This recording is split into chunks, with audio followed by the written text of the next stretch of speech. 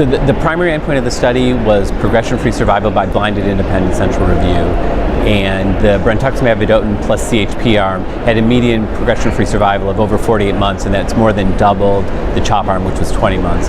And that translated to an overall survival benefit for the patients on the BV-CHP arm. So that's really the first time we've had that in any T-cell lymphoma study.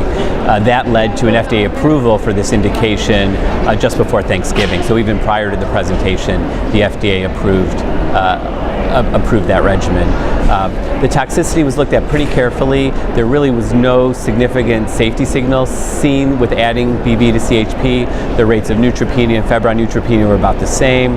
Importantly, the rates of neuropathy were really very similar between the two arms. The resolution of neuropathy was a little slower in the BV-CHP arm, so there's more patients with low-grade residual neuropathy, but the overall rates were similar. So I think in a disease like T-cell lymphoma, where there's really a high unmet need, you have a study that looks positive for both PFS and OS and not much of a downside in terms of safety. My guess is this will be pretty practice-changing. I think it's important to remember who was included in the study. The majority of patients had anaplastic large cell lymphoma, all comers for ALK negative. The more favorable ALK positive patients were restricted to IPI greater than or equal to 2, so at least intermediate risk disease. And for patients with other subtypes of T-cell lymphoma, they had to have CD30 expression, and in the study that was defined as 10% of the tumor infiltrate.